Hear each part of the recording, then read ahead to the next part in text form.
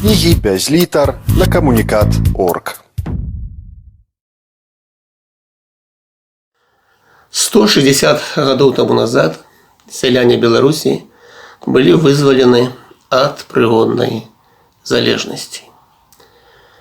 Прыгон, паншчына – гэта цёмныя старонкі нашай гісторыі. Становішча прыгоннага селяніна нагадвала становішча нявольніка. І спадчына прыгона, спадчына паншчыны доўгі час аказвала вялікі ўплыў на гісторыю нашага народа. А магчыма, аказвае яшчэ і па сённяшні дзень. Таму я глыбока перакананы, што без асэнсавання гэтай цёмнай старонкі нашай гісторыі, а таксама і вызвалення ад паншчыны, ад прыгону, шляху вызвалення, гэтае асэнсаванне з'яўляецца вельмі важным і неабходным для таго, каб і лепш разумець гісторыю Беларусі апошніх 2 стагоддзяў і каб разумець лепш і сучасную сітуацыю, якой знаходзіцца наш народ і наша краіна. Мяне зовут Сергей Токць, я гісторык 19 стагоддзя і, власна, хацеў бы паразважаць з вами на гэтую тэму. Няма сумнення, што гэта вельмі важная падзея у нашай гісторыі, якая аказала велізарны ўплыў на жыццё беларускіх сялян. А яны складалі абсалютную большасць насельніцтва Беларусі ў той перыяд. Увогуле гісторыкі падзяляюць доўгае 19 стагоддзя, пачынаючы з канца 18 стагоддзя і да Першай сусветнай вайны, фактычна на 2 паловы. Першая дарэформенная і вторая паслярэформенная, ці дарэформенная і паслярэформенная перыяды. У савецкія часы гісторыкі савецкія адназначна ацэньвалі рэформу 1861 года як несправядлівую у адносінах да сялян, грабежніцкую, праведзеную найперш у інтарэсах землеўладальнікаў, інтарэсах памешчыкаў. Хаця у сучаснай беларускай гістарыяграфіі, калі ўзяць вялікія абагульняючыя працы, то рэформе 1861 года адводзіцца традыцыйна шмат месца. Але, на маю думку, адсутнічаюць сур'ёзныя навуковыя дыскусіі па гэтай праблеме. Хаця, напрыклад, 10 гадоў таму назад на 150-годдзе рэформы адбыўся круглы стол на гістфаку БДУ. У гэтым годзе, наколькі я ведаю, першы нумар часопіса «Гісторыя» таго ж гістарычнага факультэта БДУ прысвечаны праблематыцы рэформы. Але мы ўсё ж, як мне ўяўляецца, так і не асэнсавалі як спадчыну прыгоннага права, якая, мне здаецца, працягвае нас пераследаваць, так і сам шлях вызвалення ад прыгону. Такім чынам, як я ўжо сказаў, савецкія гісторыкі успрымалі рэформу 1861 года як несправядлівую і грабежніцкую. Чаму? Якая была аргументацыя? Найперш таму, што сяляне вымушаны былі выкупляць сваю зямлю ў памешчыкаў, а па сутнасці тыя ж феадальныя павіннасці, якія яны выконвалі на карысць землеўладальнікаў. Сума выкупу прыкладна складала кошт павіннасцей, гадавы кошт павіннасцей за 17 гадоў. То есть гадавы кошт павіннасцей выплачваўся на працягу 17 гадоў, бо памнажаўся на 17. Паводле рэформы дзяржава выплачвала памешчыкам выдавала каштоўныя паперы на гэтую суму, звычайна меншую, таму што мінусаваліся пазыкі памешчыкаў перад дзяржавай, а сяляне у сваю чаргу 49 год мусілі вяртаць ураду гэтую пазыку з выплатай 5% гадавых ад сумы. У выніку гэтага яны пераплочвалі прыкладна 3 разы большую суму. Дык ці можна пагадзіцца, што рэформа 1861 года была грабежніцкай у адносінах да сялян? На маю думку, сапраўды рэформа была несправядлівай. Чаму? Бо землеўладальнікі, якім фактычна належала ў той час палітычная ўлада, па сутнасці трансфармавалі у часе рэформы феадальную уласнасць ва уласнасць капіталістычную.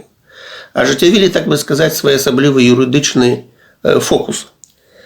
У феадальным грамадстве землеўладальнікі былі фактычна дзяржаўнымі чыноўнікамі.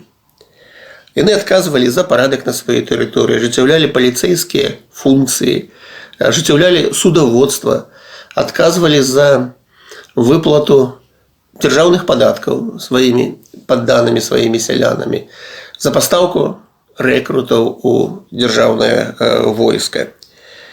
У выніку рэформы землеўладальнік ад усіх гэтых абавязкаў вызваляўся, але захоўваў поўнае права ўласнасці на землю.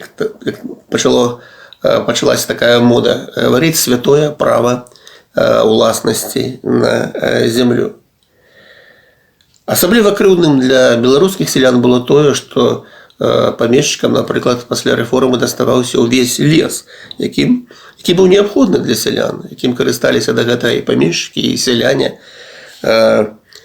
Беларус у вялікай ступені лясны чалавек. І, конечно, селянін задаваўся пытаннем, па якому праву лес становіцца уласнасцю памешчыка. Ён пагаджаўся, што уласнасцю памешчыка застаецца палеткі, якія стагоддзямі належалі да фальварка, але лес гэта ўжо здавалася несправядліва. Такім чынам, на маю думку, рэформа была несправядлівая у стасунку да сялян. Але ці магло быць іначай? Іншае пытанне. Тут, канешне, не абысціся без параўнання з іншымі краінамі. Напрыклад, у брытанскай імперіі у 30-е гады 19 стагоддзя было адменена рабства, якое на той час яшчэ існавала у калоніях, найперш на Карыбскіх астравах. Дык вось рабаўладальнікі, большасць з якіх не бачыла сваіх нявольнікаў ніколі на вочы і ніколі не бывала на тых самых Карыбскіх астравах, тым не менш атрымалі ад дзяржавы кампенсацыю у памеры каля 20 мільёнаў фунтаў, што складала 5% валавага ўнутранага прадукту тагачаснага Великабрытаніі ці 40% доходаў дзяржаўнага скарбу за год. Ураду прыйшлося ўзяць пазыку у найбагацейшага банкірскага дому свету тагачаснага Ротшильдаў. Гэтую пазыку толькі ў канцы 20-го стагоддзя брытанскі ўрад урэшце сплаціў. Адмена рабства ў ЗША, якая амаль збеглася ў часе з адменай прыгоннага права ў расійскай імперіі, абышлася, правда, без выкупу за выкупу рабоў з няволі, але прывяла да крывавай грамадзянскай вайны, у выніку якой загінула амаль 700 тысяч чалавек. Гэта датычыла рабства. Прыгонныя сяляне ўсё ж не былі рабамі. Як адбывалася вызваленне ад прыгону, напрыклад, у іншых краінах Еўропы? У 19 стагоддзі прыгоннае права захавалася пераважна на ўсходзе, ва ўсходніх краінах нашага кантыненту.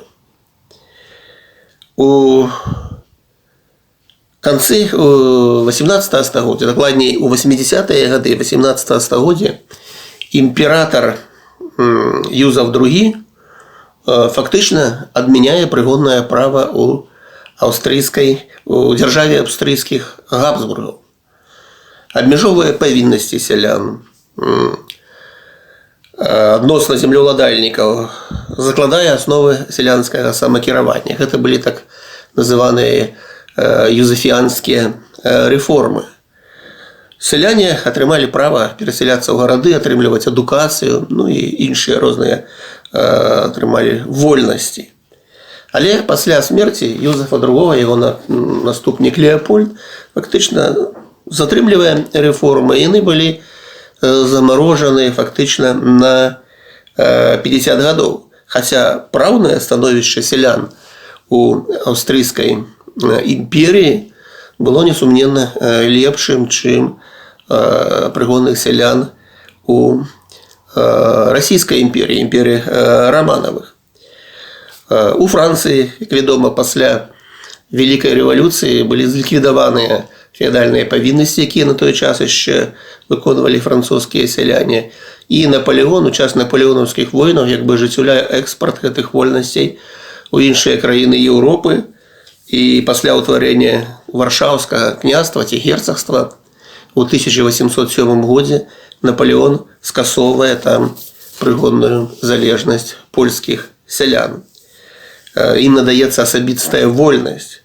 Але зямля засталася ва ўласнасці памешчыкаў, і польскія сяляне надалей адбывалі паншчыну, самую цяжкую феадальную павіннасць. У 1807 годзе пад уплывам дзеянняў Напалеона і выніку цяжкага паражэння таго ж самага Напалеона праводзяцца рэформы ў Прусіі. Там сяляне таксама ў 1807 годзе атрымліваюць асабістую свабоду. А ў 1811 годзе быў выдадзены эдыкт манаршы, паводле якога сялянам дазвалялася выкупляць свае землі і павіннасці у памешчыкаў. Ну, правда, ў 1816 годзе гэты эдыкт быў дапрацаваны на карысць памешчыкаў, і у Прусіі аграрная рэформа працягвалася вельмі доўга і, несумненна, праводзілася на карысць землеўладальнікаў. Сяляне павінны былі выплочваць, выкупляць у сваіх землеўладальнікаў надзел, пры гэтым або вяртаючы 1/3 частку яго, часам нават палову ўладальнікам, альбо выплочваючы грашыма. Кошт выкупу складаў прыкладна 20 гадавых коштаў сялянскіх павіннасцей. Прычым гэты выкуп толькі з волі, з згоды землеўладальніка мог адбыцца. І адначасова адбываўся працэс ліквідацыі ці распалосіны сялянскіх і памешчыцкіх земель. Гэты працэс зацягнуўся фактычна до 1858 года. У выніку рэформаў прускіх памешчыцкае землеўладанне там павялічылася, а каля 30% сялян увогуле пазбавіліся сваіх земельных надзелаў і ператварыліся альбо ў панскіх парабкаў, альбо вымушаны былі ўвогуле пакінуць вёску, эміграваць ці ў гарады, ці за мяжу. Фактычна зямлю змаглі выкупіць толькі заможныя гаспадары. Вось гэтая пруская мадэль рэформы была даволі прываблівая і для памешчыкаў Беларусі. Ну і за гэтую мадэль яны выказваліся падчас абмеркавання рэформы ў канцы 50-х, на пачатку 60-х гадоў. У аўстрыйскай імперіі на ход сялянскай рэформы вялікі ўплыў аказалі палітычныя падзеі. Польская шляхта ў вольным горадзе Кракаве ў 1846 годзе рыхтавала паўстанне супраць уладарства Габсбургаў. У тыя гады у Галіцыі, гэтую правінцыю ў імперіі называлі афіцыйна каралеўствам Галіцыі і Ладамірыі, здарыўся страшэнны голад. Ну, на пачатку не ўражай страшэнны, потым голад. У У выніку пачалі выбухаць бунты сялян супраць памешчыкаў. Бунты гэтыя падаграваліся уладамі імперскімі. І ў выніку падчас так званай галіцыйскай разні польскія сяляне выразалі каля 2000 польскіх жа шляхцічаў. З другого боку, гэта спрасціла ўладам правядзенне рэформы, якая была абвешчана ў 1848 годзе. У выніку рэформы сяляне павінны былі выкупіць у памешчыкаў сваю зямлю. Цана нетта, з улікаў вылічэнняў з гэтай цэны абавязкаў памешчыкаў адносна сялян, складала прыкладна каля 15-гадовых коштаў сялянскіх павіннасцей. Урад выступіў пасярэднікам, землеўладальнікам выдаваліся каштоўныя паперы, якія потым выкупляліся адмыслова створанымі для гэтага фондамі. А сяляне на працягу 20 гадоў вярталі дзяржаве пазыку з улікам выплаты яшчэ 5% гадавых. Такім чынам, улады расійскай імперіі маглі ўжо ўлічваць даволі багаты вопыт сваіх суседзяў. Быў і ўласны досвед вызвалення сялян у прыбалтыйскіх губернях на пачатку 19 стагоддзя. Прычым расійскія памешчыкі былі ў большасці настроены супраць рэформы, супраць вызвалення сялян. Беларускія ў той жа час выступалі за рэформу, асабліва на захадзе Беларусі. Але, як я ўжо сказаў, за такую прускую мадэль, прускі шлях, каб зямля засталася ў іх уласнасці, а сяляне выкупалі яе на памешчыцкіх варунках. І трэба сказаць, што ў выніку быў прыняты ўладамі расійскай імперіі амаль што самы радыкальны з магчымых тады варыянтаў сялянскай рэформы.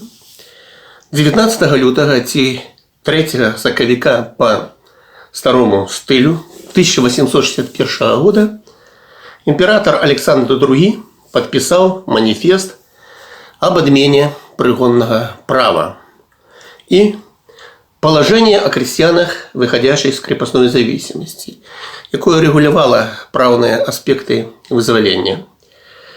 Хотя маніфест вызваляў селяніна ад асабістай залежнасці ад свайго землеўладальніка, але гэтае вызваленне не прыходзіла адразу пасля абвяшчэння. Установлены быў 2-гадовы пераходны тэрмін, падчас якога сяляне па-ранейшаму павінны былі выконваць павіннасці адносна свайго пана, а апошні захоўваў адносна сялян права суду і расправы. Тым не менш, сяляне ў выніку маніфеста 1861 года ўсё ж атрымлівалі вельмі істотныя асабістыя грамадзянскія і сацыяльныя правы, эканамічныя таксама правы. Например, отповедно артикула 21 общего положения. На пригонных поширались, цитую, общее постановление законов гражданских о правах и обязанностях семейственных. Теперь не потребный был дозвол пана для того, как селянин мог ожениться. И ввогуле пан теперь не имел права умешиваться в семейные справы селян. Сяляне атрымалі магчымасць свабоды перамяшчэння без дазволу памешчыка и право отдавать своих детей у навучальные установы. Артикул 24 надал селянам процессуальные правы, звязанные з разглядом административных, громадянских и криминальных справ. Инакше кажучи, селяне становились субъектами права и теперь могли особисто представлять у суде свои интересы. Селянам таксама надавалася свобода у галіне гандлёва-прадпрымальніцкай дзейнасці. Яны маглі цяпер засноўваць мануфактуры, заводы, рамесні розныя, майстэрні рамесніцкія, записывацца ў цахі і гэтак далей. Уступаць у гільдыі купецкія. Таксама сяляне атрымлівалі істотныя маёмасныя правы. Адразу пасля абвяшчэння вызвалення яны станавіліся уласнікамі сваёй рухомай уласнасці. Адносна ж нерухомай уласнасці быў устаноўлены пераходны перыяд. Свае сядзібы ці хаты і гаспадарчыя пабудовы, свае гароды прысядзібныя сяляне маглі выкупіць па сутнасці адразу пасля вызвалення. Ну, але вось што датычылася палеткаў, зямельных надзелаў, то іх сяляне маглі выкупіць ужо толькі са згоды землеўладальніка. І вось ужо пасля гэтага, пасля выкупу зямельнага надзела, спыняліся гэтыя так называемые обязательные поземельные отношения паміж селянином и его паном, и селянин становился полноправным уласнікам земли. На працягу гэтага двухгадовага перыяду селяне абавязаны былі, селяне і памешчыкі павінны былі падпісаць устаўныя граматы.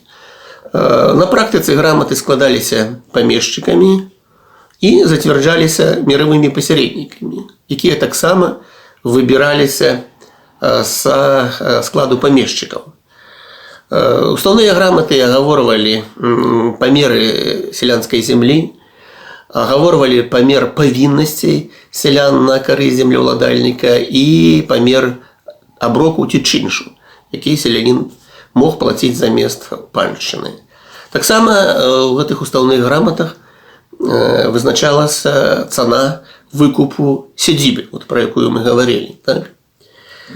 Селяне на Беларусі гэтыя граматы не падпісвалі. Ну, я, напрыклад, у матэрыялах Гродзенскага архіва па Гродзенскай губерні не знайшоў ніводнай справы, дзе бы селяне падпісалі устаўную грамату.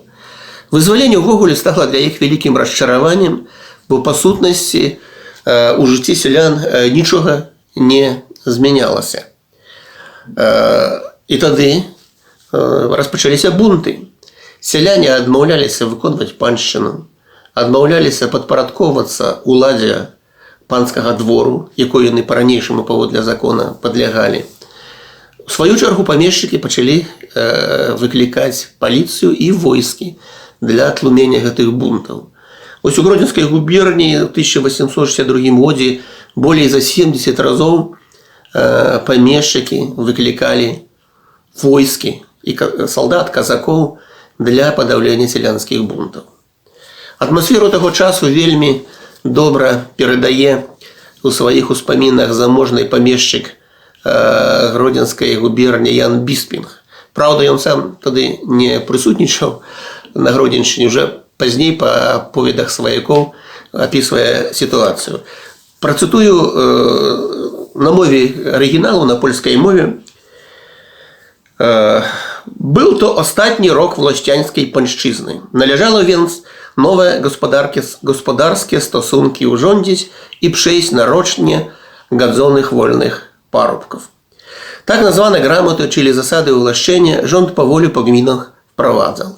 I nie obchodziło się to jednak bez trudności i rozruchów, gdyż chłopi, upojeni świeżo nadaną im wolnością, pracować do końca roku nie chcieli i gramot nie przyjmowali, myśląc, że wszystkie grunty bez wykupu darmo im nadawane będą. Szczególnie wieś Piaski naprzeciw tutejszego dworu za stawem położone niesforno w nowym rzeczy porządku, zacięcie w hultajstwie i w wyrwaniu się ze wszelkiej dworskiej władzy w buncie przodowała. Sotnie kazaków na egzekucję stanęła, pomimo że pani Wojczyńska, najlepsza w świecie właścicielka i pani, kary tej dla włościan obawiała się i wcale jej nie chciała. Głównych prowodyrów buntu do Grodna chwycono. Baby piaskowskie rozjuszone atakowały pałac kamieniami i kocierachami, o mężach się dopominając i ze lżywymi słowy panią swoją lając. O mało co do krwi rozlewu nie przyszło. To niespodziewane zdarzenie tak babkę moją do wsi zniechęciło, że wkrótce na mieszkanie do Wolkowyska wyjechała, a na zimę do Drezna zdążyła i tam do 1869 roku мешкала. Ну, як бачым з гэтага апісання, падаўленне бунту мужикоў выклікала бабскі бунт, і жанчыны абразлівымі словамі абразілі сваю пані, для якой гэта стала такім шокам, што яна ўвогуле з'ехала на вёску, а потым нават і за мяжу. І гэта была тыповая сітуацыя для беларускіх земляў. На ўсходзе Беларусі, на поўдні сітуацыя была яшчэ больш радыкальная.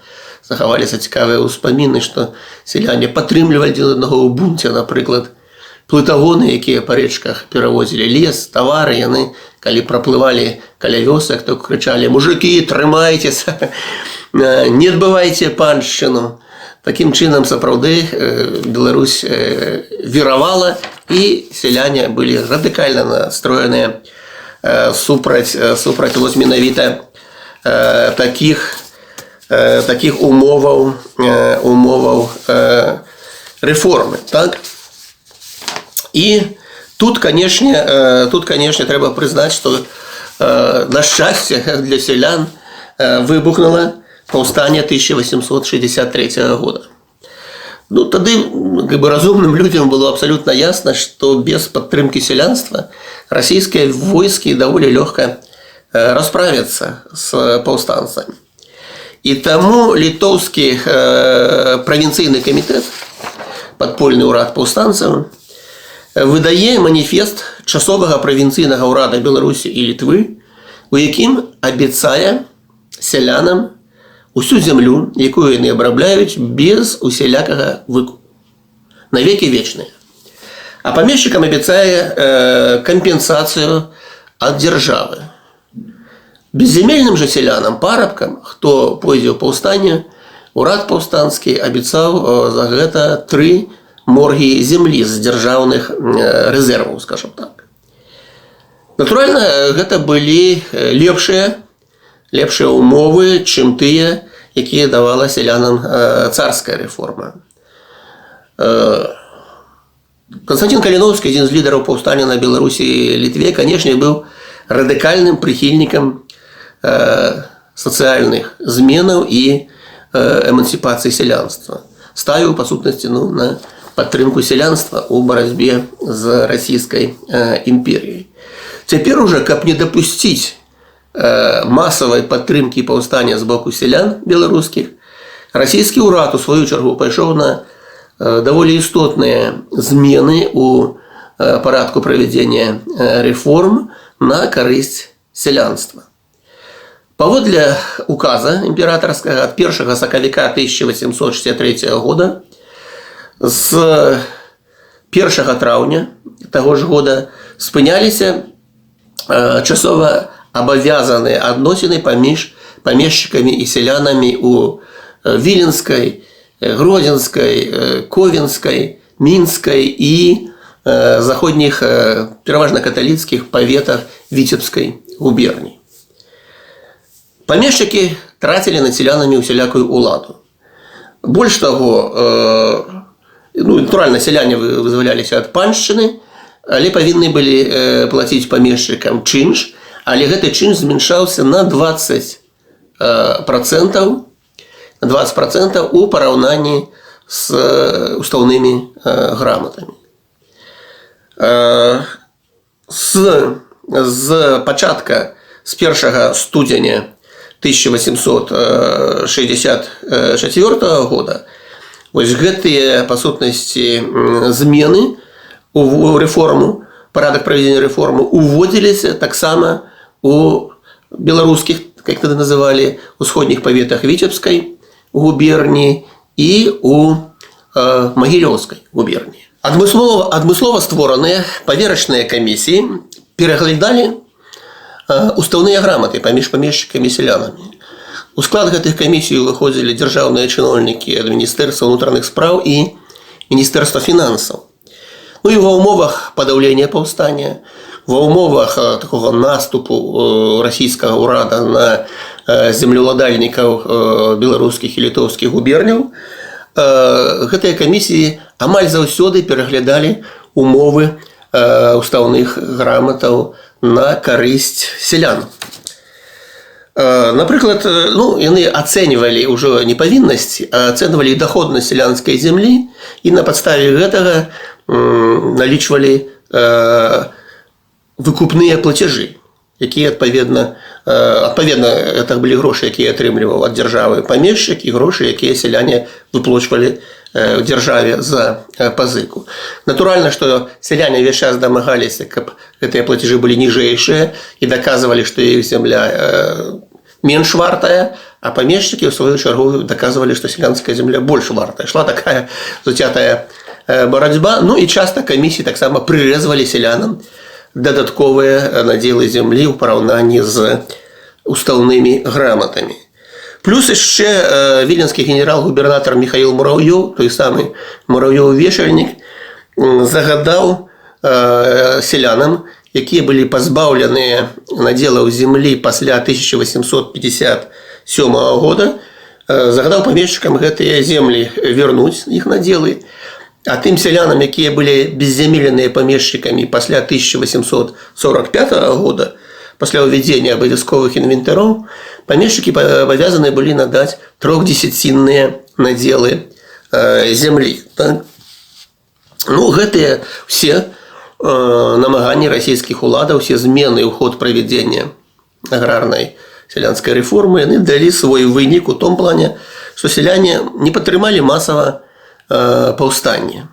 Не падтрымалі масава паўстанне, якое у большасці сваёй палічылі панскай справай, хаця паўстанцы, асабліва на Гарадзеншчыне, на Віленшчыне, заходзілі ў вёскі, ў мястэчкі, абвяшчалі паўстанцкія дэкрэты. Але сяляне не надта давяралі, што, па-першае, і паўстанцам, бо бачылі, што камандзіры атрада ў асноўным памешчыкі, хаця ў паўстане, дарэчы, шлі пераважна памешчыкі з ліберальнымі поглядамі, але сяляне ў такія тонкасці не унікалі, таму яны не зусім давяралі паўстанцам, а па-другое не верылі, што тыя штосьці могуць рэальна зрабіць. А, напрыклад, на ўсходзе Беларусі, на поўдні Беларусі, там увогуле вельмі варожае часам назіралася стаўленне да паўстанцаў, і сяляне самі нападалі, разбройвалі паўстанцаў, здавалі іх уладам. Такіх прыкладаў было, дарэчы, даволі шмат. Тым не менш, у выніку паўстання 1863 года сяляне Беларусі і Літвы атрымалі значна больш выгодныя умовы вызвалення ад прыгона, чым, напрыклад, расійскія сяляне. Дарэчы, у 1864 годзе расійскія ўлады правялі яшчэ рэформу увлашчанёву ці надзялення сялян зямлёй у каралеўстве польскім, дзе польскія сяляне таксама атрымалі на даволі выгодных умовах зямлю без выкупа. Правда, на іх быў накладзены адразу падатак пазямельны. А памешчыкі атрымлівалі ўжо кампенсацыю ад урада. Дарэчы, тут трэба разумець такі істотны момант, што кампенсацыя памешчыкам ад урада на самой справе была не проста такая саступка уладаў памешчыкам пануючаму класу, як мы гэта часта разумеем. Насамрэч, калі б, скажам, улада пашла на такі радыкальны крок і не выплачвала б памешчыкам ніякіх кампенсацый, гэта прывяло бы да заняпаду памешчыцкіх гаспадарак, і гэта было на самой справе моцнае сутрасенне для гаспадаркі, пераважна аграрнай гаспадаркі тагачаснай, таму што якраз землеўладальнікі, памешчыкі, яны пастаўлялі на рынак большасць прадуктаў, яны ажыццяўлялі большасць сельскагаспадарчага экспарту, і, канешне, гэта было бы вельмі магутнае сутрасенне і вялікія цяжкасці забеспячэння харчаваннем гарадоў, войскаў і гэтак далей. Так што на самой справе гэта такі момант яшчэ і вельмі істотна эканамічны быў. Трэба адназначна прызнаць, што у выніку рэформы жыццё сялян стала лепшым. Дабрабыт даволі хутка вырас, гэта азначаюць многія аўтары тых часоў. На беларускай вёскі распачаўся імклівы дэмаграфічны рост. У выніку да канца 19 стагоддзя сялянскае насельніцтва Беларусі фактычна падвоілася. Ну і тады ж сталася відавочным, што патэнцыял рэформы сябе вычарпаў. Ад перанаселенасці вёскі паўстала праблема малазямелля, так званага зямельнага голаду. Рэформа не вырашыла пытанне ці распалосіцца сялянскіх земель, што тармазіла потым увядзенне новых сельскагаспадарчых тэхналогій. Таксама рэформа не вырашыла пытанне сервітутаў, ці земель, якія знаходзіліся ў агульным карыстанні сялян і памешчыкаў. І гэта прыводзіла ўвесь час да канфліктаў, якія ставалі ўсё больш вострымі, часам крывавымі. І у выніку сітуацыя на мяжы 19-20 стагоддзя зноў становіцца крызіснай. Ну, цікава, што падобныя праблемы назіраліся таксама ў каралеўстве польскім, у Галіцыі, у імперіі аўстра-венгерскай тады ўжо. Ну, а, напрыклад, у Прусіі, дзе рэформа была праведзена несумненна, у першую чаргу, у інтарэсах памешчыкаў, узровень сельскай гаспадаркі на мяжы 19-20 стагоддзя быў нашмат вышэйшым. І тут узнікае пытанне, што прускі шлях аказаўся самым рацыянальным. Як бы дарагія кошты рэформы на пачатку аплаціліся гаспадарчым поспехам пазней. Думаю, што такое сцверджанне было б неправільным. На прускі варыянт не пагадзілася б само сялянства Беларусі, выбухнуў бы страшэнны сацыяльны канфлікт, но зрэшты тады б, напэўна, в такім выпадку развіцця падзей Кастусь Каліноўскі меў бы шансы. Ну, зрэшты, гэта умоўныя разважанні, якія не маюць асаблівага сэнсу. На пачатку 20-го стагоддзя ў расійскай імперіі распачалася так званая сталыпінская рэформа, якая павінна была выправіць недапрацоўкі 1861 года. Па сутнасці, гэты шлях быў прадоўжаны ў заходняй Беларусі ў міжваеннай польскай дзяржаве, правда, вельмі асцярожна, абачліва. Ну, а бальшавікі, калі прыйшлі да ўлады ў Расіі, рэалізавалі свой варыянт аграрнай зямельнай сялянскай рэформы, увогуле зліквідаваўшы і памешчыцкае землеўладанне, і памешчыкаў як клас. Толькі гэта выклікала крывавую грамадзянскую вайну. Ну, а іронія гісторыі заключалася ў тым, што сяляне якраз так пажаданай імі зямлі не атрымалі, затое атрымалі ў сталінскія часы штучны голад і такі ўзровень эксплуатацыі ў калгасах, да якога бы і памешчыкі ў свой час не дадумаліся. На пачатку 20-го стагоддзя у гонар рэформы беларускія сяляне часам ставілі помнікі імператару Александру II. Ну, зрэшты, гэта звычайна ініцыявалася дзяржаўнымі ўладамі. Але справа ў тым, правда гісторыі ў тым, што галоўная заслуга у вызваленні сялян ад прыгоннай залежнасці належала самім беларускім сялянам, нашым продкам, якія вялі неспыннае змаганне супраць прыгону. Тысячы людзей былі замучаны да смерці. Тысячы людзей былі высланы ў Сібір. Тысячы аддадзены ў рэкруты, у салдаты. У наших архівах поўна такіх дакументаў, дзе гэтая гісторыя апісваецца. І многія з гэтых дакументаў яны чакаюць яшчэ сваіх даследчыкаў. Ну вось, напрыклад, мае продкі, жыхары мястэчка Скізель, яны ніколі не прызналі сябе прыгоннымі і ўвесь час змагаліся супраць сваіх уладальнікаў князёў чацвярцінскіх. І такая гісторыя ёсць у кожнага беларуса. Кожны знойдзе такую гісторыю, калі зацікавіцца гісторыяй сваіх продкаў.